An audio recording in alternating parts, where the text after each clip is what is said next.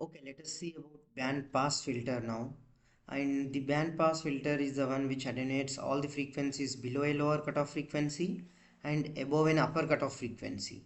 It means it passes only a band of frequencies without attenuation in between. So this band pass filter is obtained by using a low pass filter followed by a high pass filter. So we will see how to design this and get all the parameters. Fine. So for designing band pass filter which is of T shape, we should have L1 by 2 2C1 in series, and in shunt we need to have L2C2. So similarly the pi network can also be obtained using this configuration, right?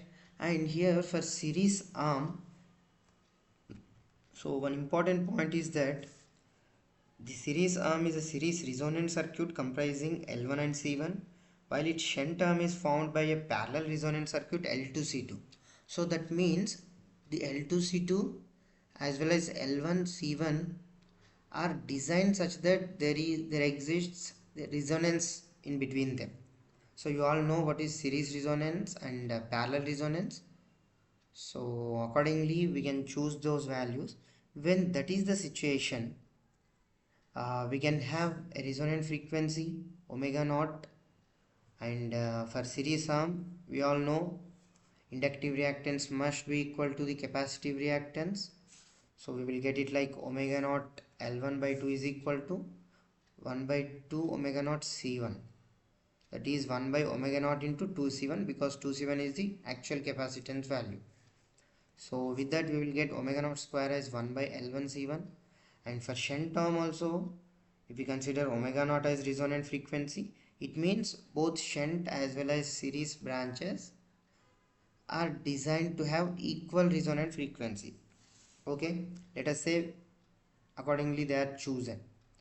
Fine. So again using shunt term we will get omega naught square is equal to 1 by L2C2, because again we have equated inductive reactance equal to capacitive reactance.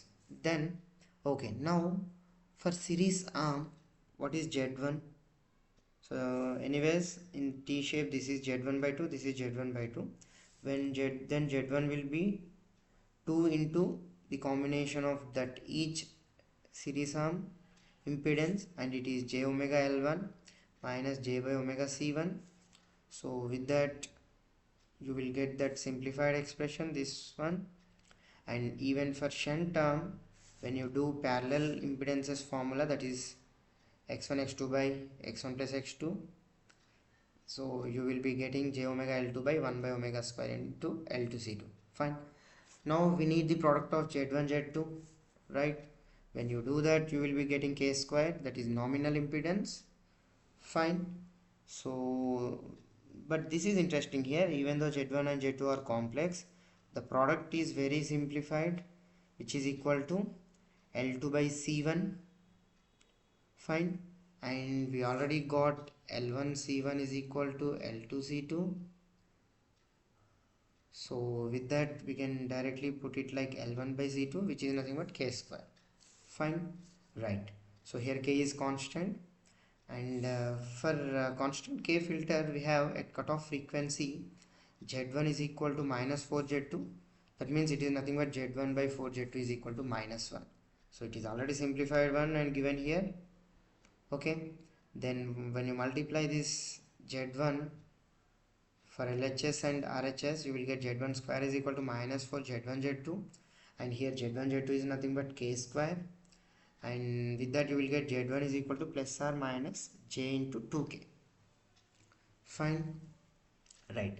That means the value of Z1 at lower cutoff frequency is equal to the negative value of Z1 at the upper cutoff frequency. Okay. Why both cutoff frequencies are considered here? Because we are getting two different values at the condition of cutoff frequency. That's why we are considering them like at one cutoff frequency it is positive and at another cutoff frequency it is negative. With that particular logic, we have to perform that equation. We have to equate the positive value of 2k and negative value of 2k at two different cutoff frequencies. So the same thing is written here, 1 by j omega 1 c1 plus j omega 1 l1, which is nothing but z1, and it is considered as omega 1, let us say it is lower cutoff frequency, which will be equal to the negative of the z1 at other cutoff frequency, which is nothing but higher cutoff frequency. So the same value, and it is negative of at omega equals to omega 2. So with that logic we have written this equation. Then so when you simplify you will get this equation in the end, and further if you write it you will get if you use omega naught in place of L1 C1, that is 1 by omega naught square, you will get this. And when you carefully simplify all these things, we are going to get these equations which are important. That means omega naught square is equal to omega 1 into omega 2. So but what about this omega naught here? Omega naught is nothing but resonant frequency, and omega 1 omega 2 are lower as well as upper cutoff frequencies. Okay, so that's all about this relationship between resonant frequency and lower and upper cutoff frequencies. Fine. So it is given here, the resonant frequency is geometric mean of the cutoff frequencies, and the variation of attenuation, phase constant and characteristic impedance with frequency are shown in the following figures. Okay, so the individual expressions are not given for this filter, and it should be understandable from the low pass and high pass filter concepts. So it is given just like that. This is for the case of low pass and this is for the case of high pass. So both are merged together for getting band pass filter variation, right? Similarly for beta you can get, right, as well as for z0 also we can get it like this. And we have f0 in middle and f1 lower cutoff frequency, f2 is higher cutoff frequency. Fine. And we have in case of z0 both characteristic impedance of pi shape and characteristic impedance of t shape, right? So the last one is to design this filter, and for designing of this filter, if the filter is terminated in a load resistance R equals to K, then at lower cutoff frequency we can get Z1 bar is equal to minus 2jk. Okay, if we consider Z1 as negative, then we will have 1 by j omega 1 c1 plus j omega 1 l1 is equal to minus 2jk. It means it is considered minus 2jk at lower cutoff frequency. If that is the case, what is Z1 bar? Z1 bar is anyways it is 1 by j omega c plus j omega l, and since it is at cutoff frequency, omega is omega 1 and it is at lower cutoff frequency, and if we equate that to minus 2jk, the j will be cancelled out left hand side and right hand side, you will get this.